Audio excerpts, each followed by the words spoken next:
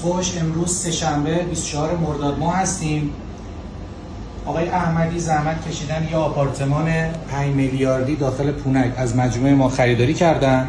این آپارتمان هم قراردادش به نام آقای چستر ثبت شده، شناسنامه شونه و قرار آقا چستر داخل این آپارتمان زندگی کنن. آقا یه زحمت میشه آقا چستر رو بیارین قرارداد رو امضا کنه؟ بفرمایید. آقا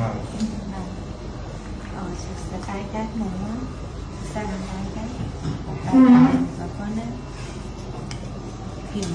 یه دونه انگشتم بذارید.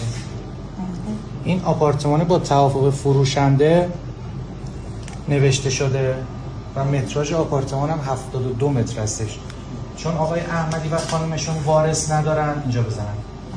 آپارتمانو واسه آقا چستر خریدن. مبارک مامان. یه دونه انگشت بزنید.